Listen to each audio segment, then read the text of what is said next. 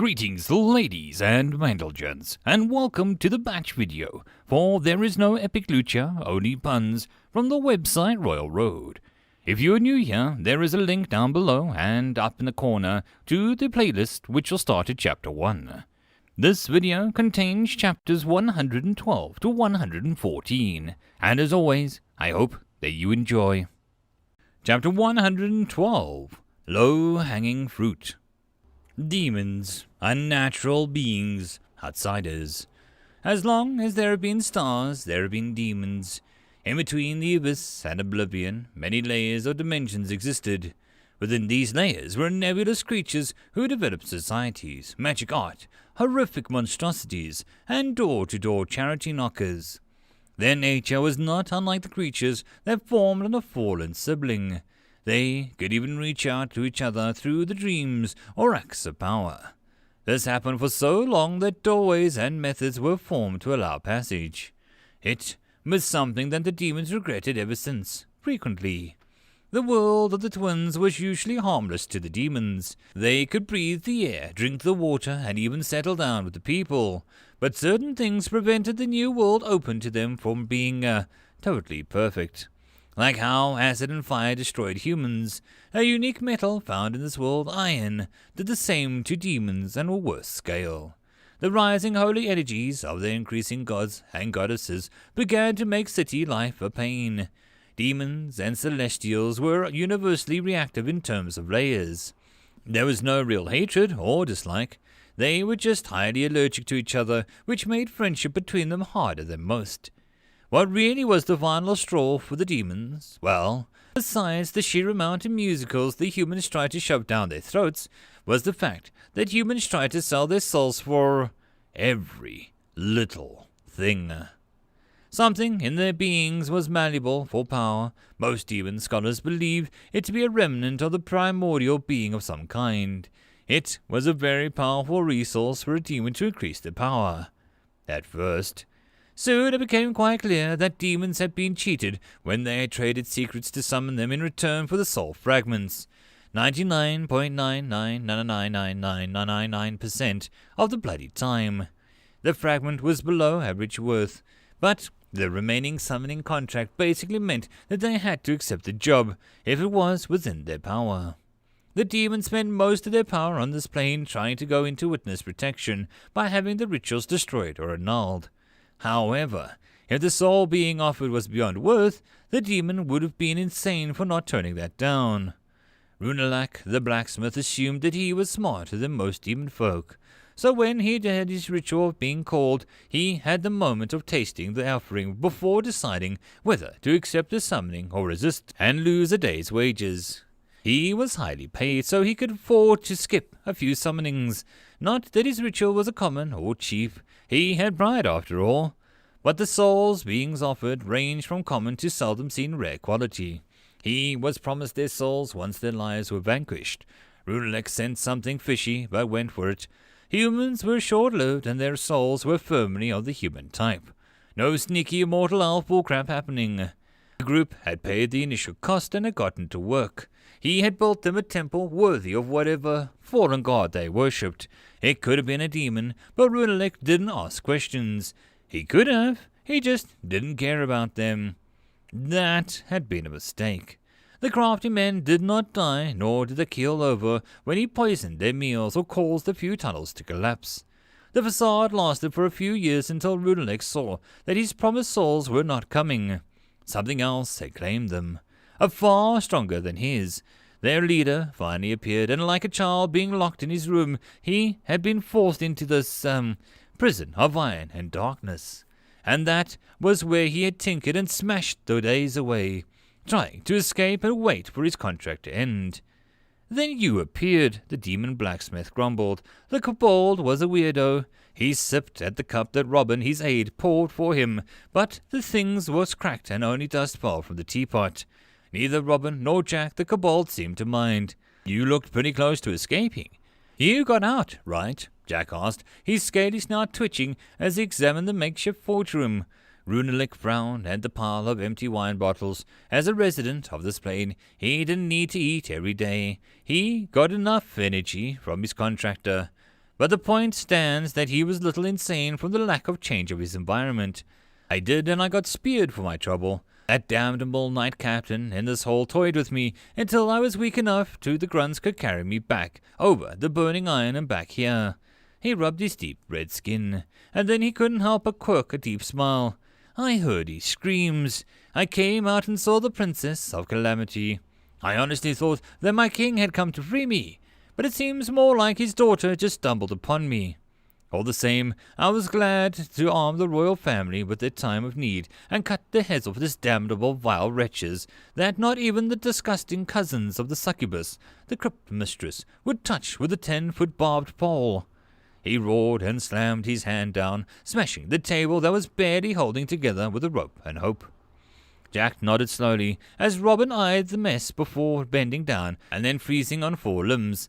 "I am your table of doom. Balance terrible weapons upon me, my master," Robin said with a deep acceptance. "And them," Jack gestured to Robin. Runelick flared his nostrils. "None of your business. Now put your damn cup on Robin's shoulder blade before I decide that you're being rude," he warned. Jack eyed his skeleton assistant and then shrugged. "I respect them for their furniture life choices." He agreed and sat back on his armchair, made of broken column pieces and decorated with spiderweb. Robin had done the best that they could. "Now, this Delta, you said she's a devilish mastermind aiming to take down the cult." Runelick changed the subject and Jack nodded eagerly. "She is. She's a dungeon core eating away at them and already has a powerful supporters, like Ruli, whom you saw earlier. I am her grand visor and demolitions expert," he explained. "Odd combination," the demon mumbled. Jack grinned as his gleaming eyes lit up. "That's nothing. Wait until you see the bar or the circus," he winked, and at mention of the bar he leaned in. "Now you have bargaining material," he said with approval. If he could offer the form of trade for actual alcohol, he might have to stamp this alliance faster than expected. The match began with a charge. Ran was ready for a good fight. He'd party with the entered was mostly official sanction grouped. Dio, Poppy, and Ammonster attempted beforehand, and it wasn't apt permission, so he didn't count it. When they had finally touched the door, Fran knew just exactly how strong he was allowed to be. Invisible bindings sealed the decent chunk of his power away, and his second form was just not accessible at all. There was no honor in crushing everyone meaninglessly. With a single attack, they would just die, learning nothing. Fran and Bacon didn't believe in such a blasteless slaughter. He was a mother's knight, her shining example of what this dungeon was about, both fair play and growth. If they lost, then they would come back later on, stronger. If they won, then the experience would make them all the stronger regardless. Ran was weakened, but just enough to still be dangerous without being overwhelming. Ran couldn't wait to see what techniques his worthy challengers had. His armor and his weapons seemed to be bronze alloy, not strong or flexible. Ran would have to watch his reactions or sides. The power of his own inner core made his aspects change so easily to fit the challenger. The metal would reflect the most basic blunt damage and would definitely be painful if Fran landed a hit in them. His weapon was long, but a good strike would be able to shatter it. Fran hoped that they picked up on that. Bacon moved like the wind as he often expelled. The group parted in two. Dio and Grim to one side, Poppy and Ammonster, Vass and Kemi on the other.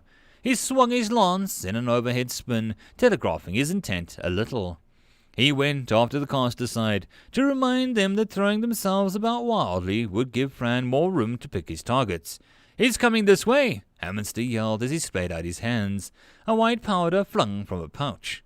The dust settled before the tiny bone thorns rose from the chalky dust of the arena. Kemi began to pray and Vass just looked ready.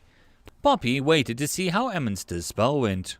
The issue was that while the bone spikes had to slow any foe that was surprised or unprepared, Fran was neither, and Bacon had a firm metal hoof guards on. His steed crushed the bones and loud snaps as he swung at the praying Kemi with the side of his Lucento. To his surprise, Vass was there, deflecting the attack with a snap of his arm. Vass's calm eyes made Fran silently bump him up in the threat order. He shot past, sending a white chalky dust up in a cloud, forcing the group to cover their eyes. Kemi kept praying, but by the time that Fran and Bacon turned around, a golden aura had covered the united group. Dio and Grim had rejoined the splinter group. Ammonster's spell had boxed them in just a little. This was the trouble with such an area of effect spells. Unintended targets could be caught in their effects. With more speed than before, Dio, Grim and Vass moved towards him in a sprint. Grim flashing a dagger while Dio unleashed his boar-tusk sword that Fran had to admit looked quite fetching. Vass ran with his hands behind his back in an attempt to move faster. They moved in a rough arrow formation. All things considered, they were doing pretty well. Kemi was focusing on her path while Ammonster and Poppy watched. Those two were being too passive. Support fire would make sure that Fran was about to do next a lot harder. Bacon sped forward, and Fran angled his lance into a javelin throw that soared true. It sliced past Dio's leg, causing him to trip and tumble from the strike. Before the spear forced Vass to jump back, lest he be pierced in the shoulder. That left Grim as the sole one moving forward, his smaller life no less danger than the larger blade. Bacon lowered his tusks, and Grim must have realized that he had no true method of stopping a moving meat from running him down. He threw himself to the side, and Fran leapt at Vass, landing on his spear as Bacon kept up his charge. Aiming at the priestess, their combined souls let them communicate without words. Attack or defend, he asked the golem child. Vass watched Dio standing up on wobbly legs, and Bacon charging the caster. He dashed towards the pig. "Good lad," Fran muttered and spun to rush Dio. He was cut off by Grim, who stood before him with a knife raised, buying Dio time to find his dropped weapon. "A knife versus a lance isn't wise," Fran commented coolly. Grin grinned. "I am not wise," he agreed, and threw something on the ground. A potion exploded and black smoke filled the space between them. Fran held his breath and waited, expecting the knife to come lunging at his side, but the smoke quickly vanished to reveal Dio rushing in with a sword. Grim had helped the boy rearmed. Fran was impressed. He sidestepped the first overhead swing from Dio and nearly fell to the knife that stabbed up at the gap in his armor between his torso and arm. Grim was like Dio's shadow. The two boys began to swing and cover each other while Fran couldn't get enough space to lower or swing his lance any meaningful way. Bacon was driven into the background as Poppy, growing black fur and muscles, a mass on her frame, and Vass each pushed against his tusk, both straining with the effort of preventing Bacon from reaching the two casters. Ammonster was actually focusing on chanting along with Kemi, her golden energy infusing the bone dust that the necromancer boy was collecting. A combined spell. Fran couldn't believe that he was getting such a wonderful event in this fight. He grinned under his helmet and got to work. He threw his lance horizontally at the two boys. It hit them and bounced back into his waiting hand. He spun it in a wide, flashy arc that sheared the ground, kicking up the tiny dust storm as it pushed his way forward like a vortex of crushing force. Dio tried to block with his sword, but Fran feinted to the left before sweeping Dio's legs out from under him, and he used the butt of the lance to strike Grim's stomach. Fran hoped that they got armor soon. The boy wheezed as the breath left him. Fran heaved, and Grim was lifted up over the goblin's head before Fran threw him at the casters. The boy sailed through the forming gold skeleton, then the two casters were making, exploding as Grim crashed into them. Bacon stopped pushing, letting both Poppy and Vass stumble forward in surprise before the giant pig wrenched his head to the side, sending Vass flying, but Poppy held on with a gritty determination. Then Fran moved to climb onto the pig's back, and they were one again, the rider of Delta. The girl below him stared up, golden eyes glaring out from under her hood. She was slowly growing in power the longer the fight was going on. Interesting. Fran was learning something new about the power level fluctuations of a boss. The power he got from the group was a party average strength. Their tricks and skills also no doubt factored in. But Poppy was now outpacing the group's average. If the weak person and a strong warrior entered, Fran would be closer to the warrior in terms of power, but not quite due to the weak member tugging at his limits as well. Good to know. Fran suspected if one strong warrior came in with 4 weak folk, then his gimmick would be skewed in his opponent's favor. With a jab, he caused the girl to stumble, and just as he was about to knock her aside, a tusk sword intercepted the strike. Dio looked ready to take the strike with his bare hands if it would protect the taller Poppy, who was turning into some lycanthrope. Bran was about to urge his steed on when Bacon gave a hint that something was wrong. He risked a glance to see that the sand that he had trained so furiously on was crawling up Bacon's legs like an unyielding hands. Bran snapped his eyes to Amster, who had both hands in the sand. Clever lad. How long had it been spreading bone dust and chalk over the arena? Bacon freed a leg, but the necromancer's trick was digging into Bacon's weakness. Without having the ability to charge, he was basically a giant target in these low-ranked matches, without armor. The chalk and the bone dust began to shift into a vague outline of a hand. Fran had seen the symbol before. It was Kemi's deity's preferred icon. Fran looked around wildly. Where was the priestess? He found her, high up in the stands at the very last of the highest row. Kemi was finishing the prayer. The truth will set you free, but it'll also brand you. There is no right or wrong before my eyes, only the truth that will win. She cried out, and the hand icon around her neck lit up like a golden light. The chalk and bone mirror hand below him doing the same. Fran had been around Swar long enough that he knew what was going to happen next. The symbol below Bacon was both trapping them and acting as a conduit suddenly exploded with a golden wrath. Grim couldn't help but cheer at the forms of the boss went up in smoke and golden light. Even if it didn't defeat Fran, that was a heavy blow. His party was the best. Clearly, Grim's talent at stumbling really, onto power was akin to Dio stumbling into befriending people. The two examples were not entirely unrelated, to be fair. He regrouped with Kemi as he rushed down the steps to the audience seats. Poppy was huge now, and Grim tried not to stare at her bristling black fur. "Do you think that we won?" Dio asked as the explosion zone was wreathed in a falling dust and smoke.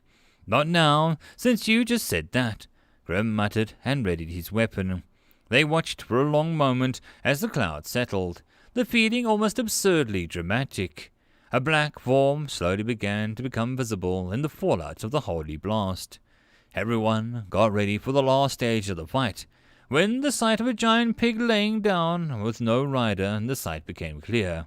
Grim had a bad feeling. "Above!" Poppy snarled, and the warning came too late. Bran fell from the shadowy ceiling, where his form must have been thrown by his steed. He landed hard on Amster, his spear shaft cracking hard in the boy's head. Amster's eyes rolled as he crumpled. Poppy lashed out, but Fran intercepted her by tripping Kemi into her path, forcing the girl to halt her attack. Vass caught Fran's flying punch easy enough, letting Dio get in with a swipe of his sword. Fran moved to the side to dodge, but Grim was like an unseen pest, coming in with a knife to his back. Grim had never properly backstabbed anyone before. Fran gave a grunt with the powerless to stop Vass from headbutting him. Despite the fact that the goblin had a helmet on, Bran stumbled back, bleeding slightly, and Poppy was on him, claws raised to finish it. Bran closed his eyes. "I yield," he said. The room went absolutely still. Everyone shared a look besides the drooling Amster. "Really?" Kemi asked, surprised. Bran began to laugh and chortle as if his reaction was the long to see. Yes, this test of courage, skill, and teamwork has been enough to make me feel confident in granting you all a solid victory over the first floor," Bran said seriously, bowing despite his injury. Dio tilted his head. "Are you sure?" he said, as if worried that he'd done something wrong to end the battle prematurely. Bran wobbled to stand, but Kemi was there, beaming, as she began basic healing. "Yes, the test was never about death. In my home, it is never about death. I tested you in strength, quick thinking, adaptability, and I found you all worthy," Bran said, and then ushered Kemi off to check on Amster, who opened one eye, sigh, before Kemi could do anything. "And I played dead for no reason. I wasted all my energy on bone empowerment buff," he grumbled and stood up. Bran went over to the still Bacon and patted the form as it burst into orange motes of mana. "He'll be back, and he'll be hungry." Bran shook his head. He turned to the focus on the group. I only have 3 gifts for you. I am unable to produce more than that at the moment, however. Bran held out his hand, and the mana formed into tiny grey coins. The material, like cheap iron, he passed them out. Grim saw each coin had their name on it, their group name, and a date. The right of succession. Bearing this coin or having it on you when you enter will allow you to reach the 2nd floor without hindrance in the future. All traps, monsters, and tricks will be ceased to hinder your progress unless you travel within 20 feet of an uncoined person. If someone tries to use you to avoid the challenge, and then Lord Mushy or the dungeon itself will put a stop to it, Brad explained. Grim saw the coin he had was a weird smiling girl, and the other side bore a symbol of a window with an annoyed face. Little Franz and Bacons finished the pattern as rigging the edges. Gran continued, Be known that these coins are marked in a way that we can check the coin matches our owner. Selling or trading these coins away will do the buyer no favors, he warned, and then Fran smiled. Now, I may generate 2 gifts for the winners. Due to Mother's, habits, I cannot promise what will drop. It is like a, game, but even I do not know the prizes. Bran told him dryly. Grim had a feeling that no one knew the prizes in this dungeon until they suffered a lot. I asked that the 2 MVPs step forward.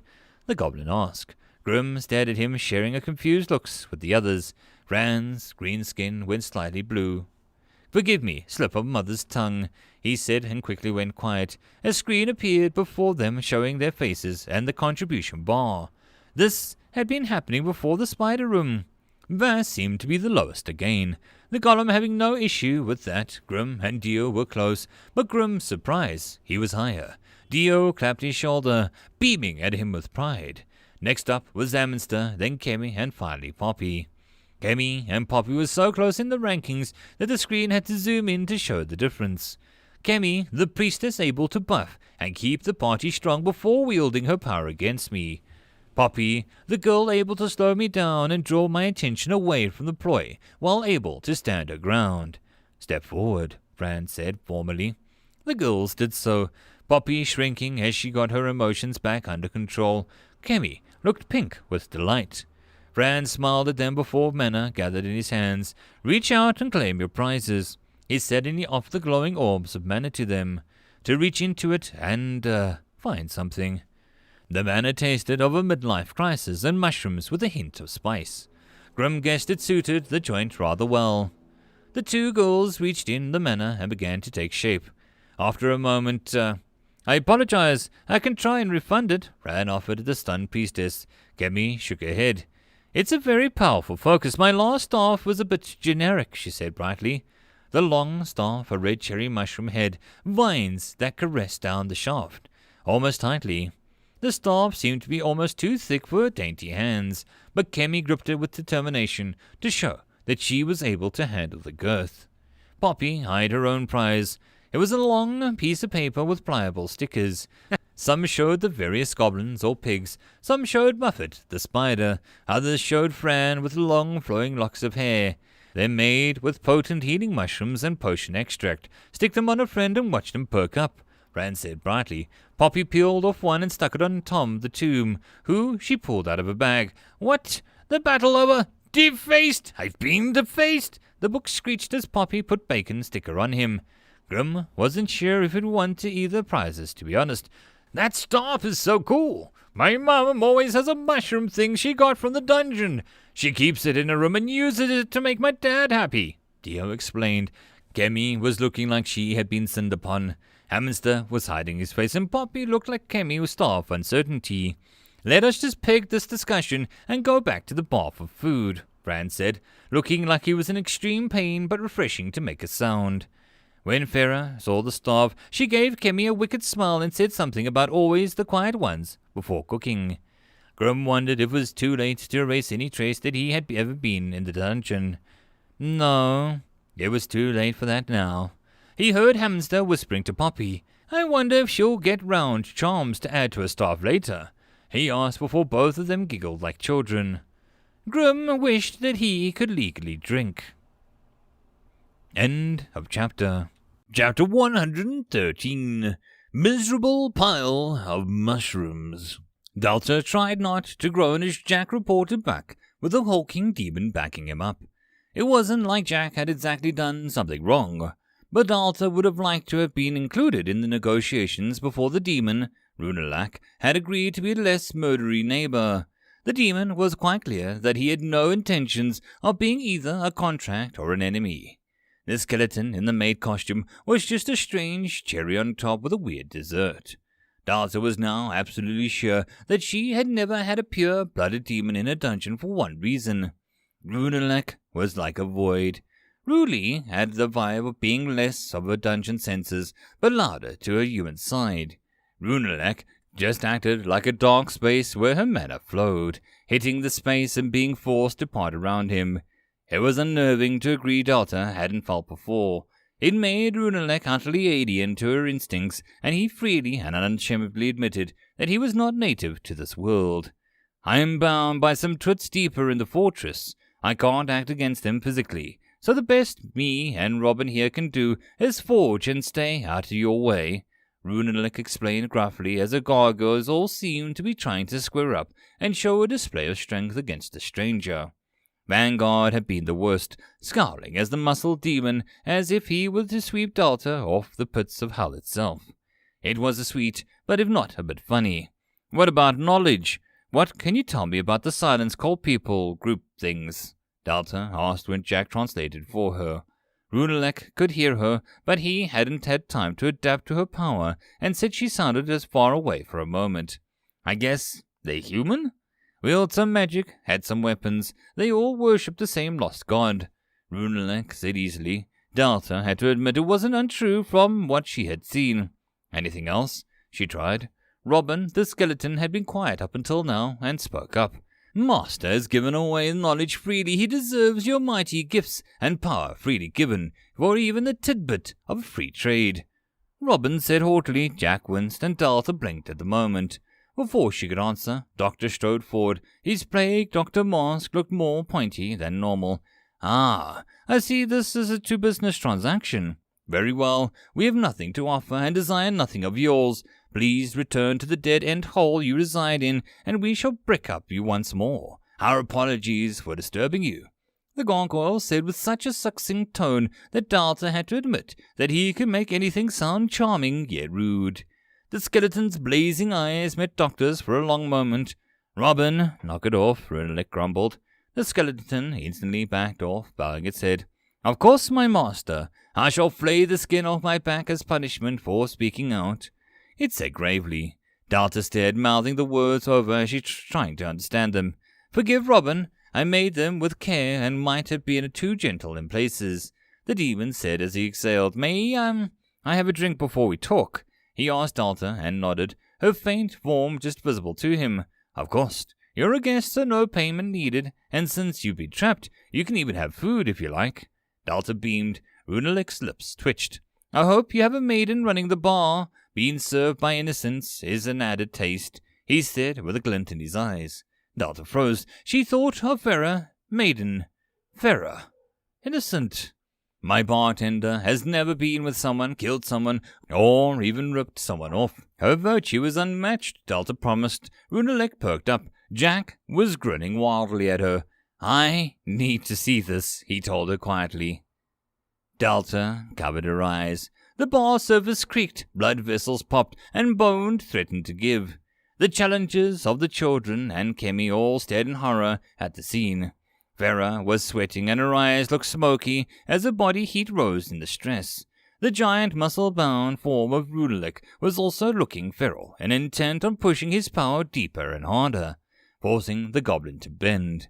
Farah's hand budged slightly to the surface of Runelak showed he had superior physical strength in their arm wrestling bet. Farah focused, and she activated an ability that she hadn't used before. By having almost all of the goblins in the room, her own power grew immensely, suddenly making the demon buckle in surprise. There was an almighty crash, and the demon was flung across the room as Farah slammed him hard. Dungeon home team wins, Bran cried, toasting his mug to the shroom pop. Everyone cheered except the humans. Dio did, however. Well, Farah began, panting before mopping a frown with a rag she used to wipe the surfaces of the tables. I want those iron flagons and forks delivered before the week's up. She grinned in victory. Robin, I may be in lust or early stages of a crush. Make a note to forge a spiked wooing mace for the goblin. The demon mumbled as he tried to extract his horns from the wall. He finally managed to sit down and Delta eyed the group of the Durance kids. She didn't want to discuss silence trouble around them. Fran seemed to sense her thoughts. Champions of the first floor, it is time for the second floor, he announced, and Delta blinked, barely seeing the smoky outline of the challengers. They had all moved so fast. She didn't even have time to stare at Kemi's staff or comment on it. The girl had been so adventurous. Delta was proud of her growing confidence, if not worried about her style. She wasn't a bother, but the priestess was making my nose itch, Runalik admitted. Delta chose to ignore the comment. Kemi smelled fine to her, even a little like a sweet nectar and chocolate. Delta wouldn't mind that as a perfume. So tell me about the silence, Delta asked quietly. The demon shrugged. He nursed his own drink, which seemed to literally be hissing smoke. Vera's concoction of fire crystals and spicy herbs. I mostly have second-hand knowledge. Buggers are immortal from age and general wear and tear. Not even a good lich style, but something else. They function off black ooze and something they call the black seeds. I always knew the vegan trend would be trouble, but I didn't expect this. Brunelek sighed as he took a deep breath to drink and belched sparks. Delta knew these were the little bros leftovers in people. The silence had been able to use their seeds as, immortality power. But wouldn't that drain it, or something? They had tons of people dragged into the deeps to be, used for something. I wasn't really out of the forge a lot, so all I know is what went down. Didn't come back up, Runelek said softly. Delta paused, Rennie's family and circus flashing to her mind. I heard something about that, she admitted. She was aware of how quiet the bar was, but chose not to bring it to attention. Her monsters deserved to know this too. I met the leaders once, but my forge was in the next fortress, so I didn't see the other three much. The one that rules where your dungeon managed to reach, I met her more than a few times. Runelek's nostrils flared. He slowly released the grip on his groaning wooden mug in his hands. So 4 fortresses in total that you know of, Delta listed, trying to absorb all of this to memory. The more she knew about her foes and monsters lurking below, the better. The demon snorted. If only things were so equal. 2 forts, 1 castle, and a palace. Power in groups like this is rather skewed from what I saw. The leader, the one the others had to bow to? Yeah, he made my skin crawl. Runelek said seriously. He listed names. I heard titles. The one of the ending light, she of the settled darkness, and he of the broken silence. All led by one they only named as the deepest of shadows. Runelek leaned in, as if they to share a secret. Nephew. Her dungeon clenched as if the cold earth was responding to the intent behind the name. Delta couldn't breathe for a long moment before it passed. Siblings lost brother, and the leader of the evil cult went by nephew. Was the cult led by some demigod? Hell, if Bro could make monsters while Sis could open portals to gods, why couldn't little Bro make a single kid? Runelek went on, not seeing Delta's inner turmoil. The fortress you got to is led by she who settled darkness. A real piece of work. Had her name slip a few times. Princess Maria. Most call her Princess Marrow, but never to her face if their rumors were true. The demon was served another drink. Don't suppose she's a weak little girl that uses weak monsters to do her work? Delta asked, drawing a circle on the bar table. Wouldn't know. I'm bound to the honor of the secret fort. Some I asked who went by the name of Lord of Ending Light. He's like a young demon trying to be all Blood Knight. It's sad. The demon snorted. That's all I really know. Like I said, wasn't allowed to wander out of my forge for long. He grumbled, and Delta let him drink. It was no big deal. The demon only alluded to the fact that Delta might be facing the world's version of the Antichrist. I need to go do some things. Feel free to eat and drink until you feel ready to work. I'll find you metal or something. Delta mumbled, distracted. She had work to do. Her mana had consumed the leading rooms of the demon's forge, and by the time she returned to the 3rd floor, you have absorbed 6 reforming guard golems. You have absorbed 1 iron spike trap. You have absorbed 1 forge room. New monsters unlocked, new upgrades unlocked, new room blueprint unlocked. The golems were neat, but the cost of her limited monster space on her first floor wasn't making her eager to make one. Between Jeb, Nashley, and her 4 gargoyles and her Libro golem, she was working with a single space. She looked at the room before the forge and decided this could be a nice spawn room for the gargoyles.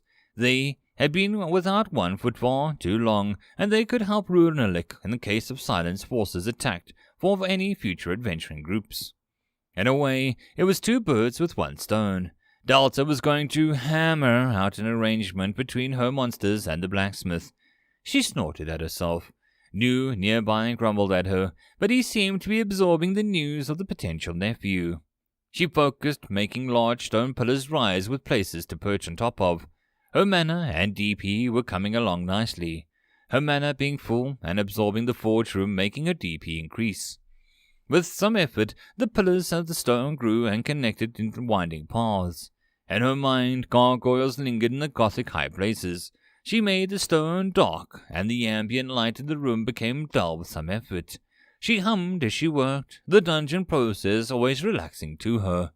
She made false windows that with silk curtains and materials she had gotten by absorbing most things on the 3rd floor. If Delta was being honest, she was pretending to be Dracula and trying to imagine how fabulous vampires would design his castle. Some suits of armor here and there, some cobwebs.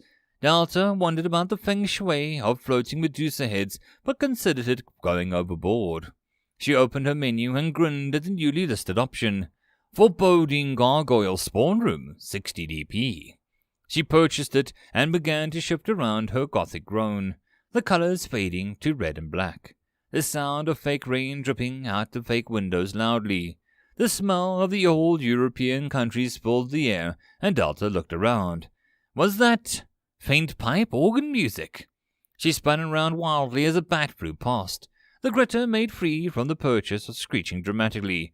"What is a man?" a voice called. Delta pushed against the wall in panic. "I am not Metrovania enough for this," she screamed in response. "Man is the term for people, Jeb. Mostly the male variety, if you want to get into detail." Doctor's voice commented lightly. The large troll emerged into the room, confused but interested, followed by the golems.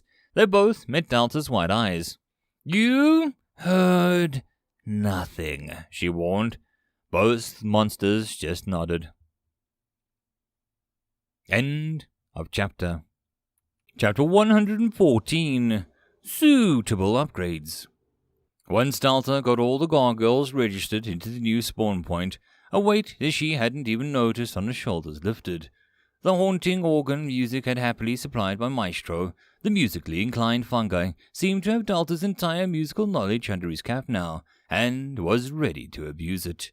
The forge beyond had been cleared out, and Delta felt that she had a solid amount of DP to spend. Max mana 350, DP 842. Delta was sure in a short while that she could start stockpiling for her megastructure projects. A giant tower, some stadium, a space elevator. She spent the needed 100 DP to reform the forge in a repaired condition. The anvil was not made of steel and metal that she had seen in TVs and games, but a glossy black stone. The forge looked like she could bake bread in it and lose a few fingers. The once broken racks and the new and smooth, and the seating was now decobwebbed. She brought up a menu for the room. Demon Forge, the den of the mighty creation. Allow the forge to burn at a much higher temperature, 10 DP. A stock of iron, copper, and alloys form the shelves and ingots, 50 DP.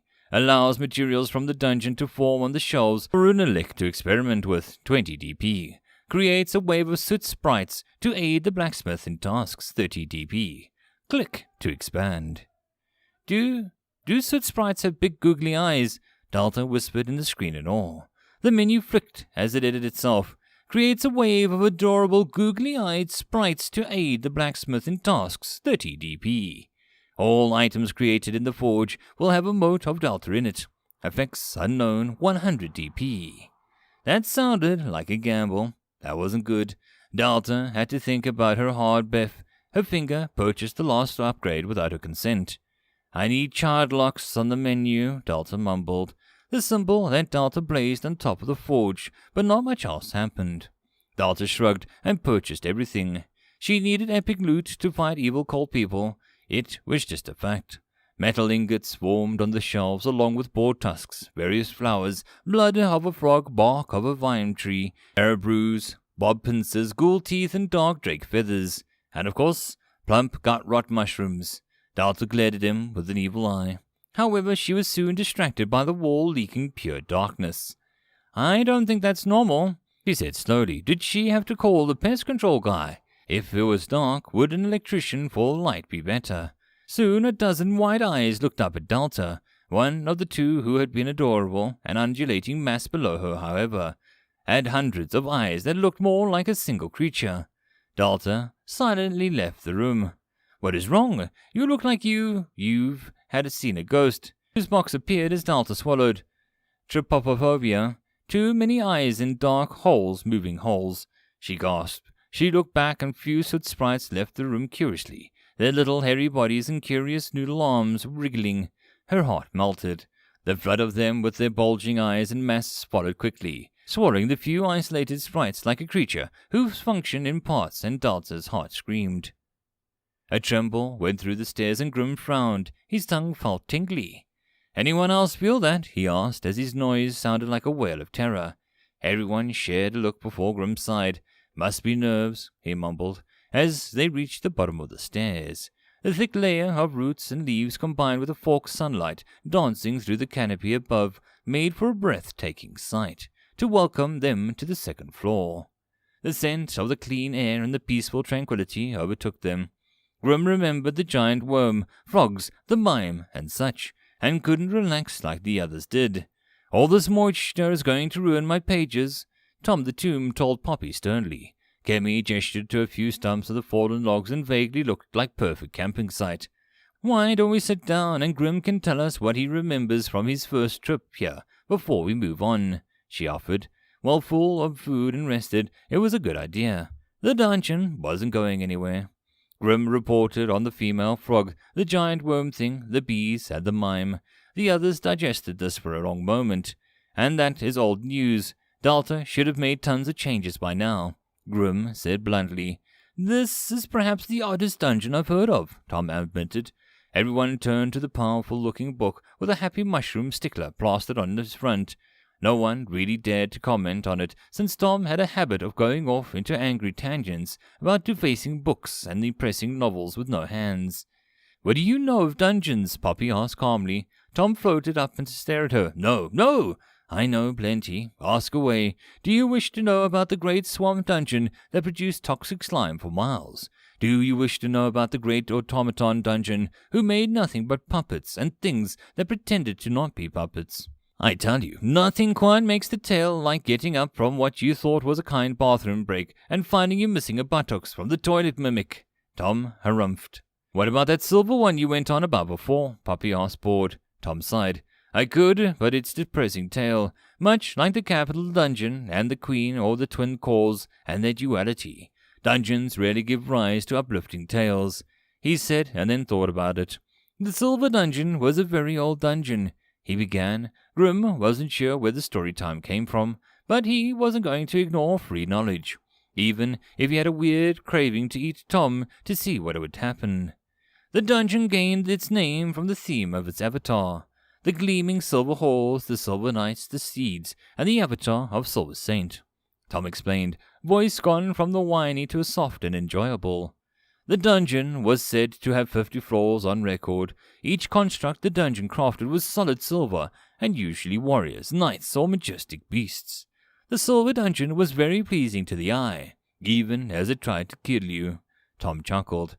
Over time, it began to make alloys from moonstone and milkstar metal into traps and monsters. It retained its glowing appearance whilst also becoming deadlier. It was considered the most beautiful place in all the northern lands. The book flipped its pages to show illustrations of detailed halls that gleamed in endless refractions and milky swirls. Kemi gasped a little as the picture moved to show the slight realistic viewpoint from the room.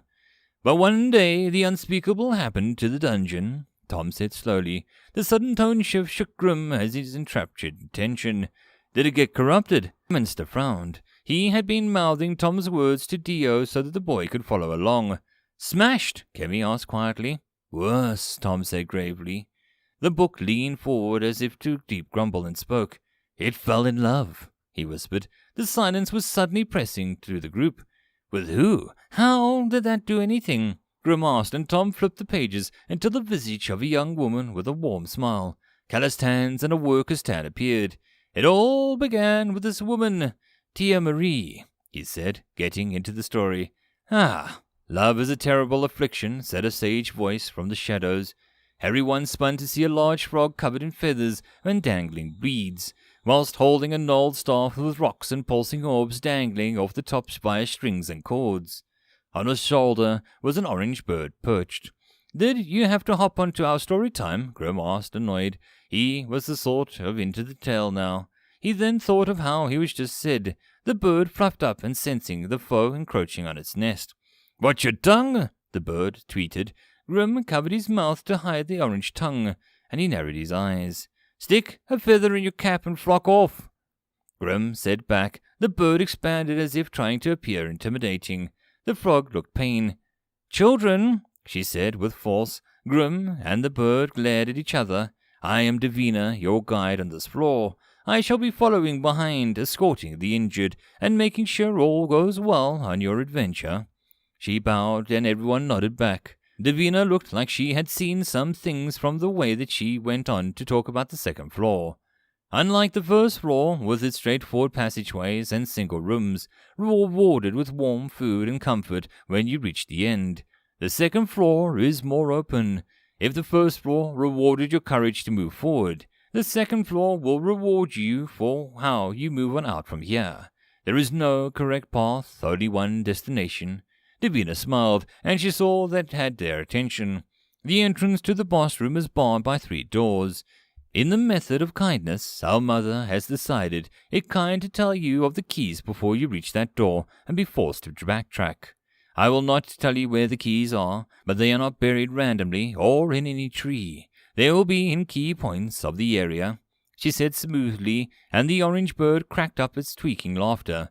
Davina closed her eyes for a long moment. There are 6 keys, but you need only 3 to reach the boss. Hints may be found in the doors themselves. Davina went on after a moment. What happens if we get all 6? Grim immediately asked, and Davina gave him a look. He remembered this frog very well. Right before the giant worm nearly ate him. Maybe nothing, maybe something. Perhaps a lukewarm response that the trial will be a reward of experience. But that nonsense and boring. Collect as many or as little as needed. But a warning. On this floor, hidden in the shadows and the trees, are terrible demons. If they know that you are here, you will find your time to rest vastly reduced, she smiled, and it looked like she knew what she was talking about. Dalta wouldn't let demons into a dungeon. Well, besides Miss Ruley and Mr. Runelick, and I guess maybe that time the mime and I have heard about. Kemi trailed off for a moment. The group went silent as they digested that. The dungeon was very odd, perhaps too odd for some. Any advice? Grim tried. Davina looked at the ceiling and thought.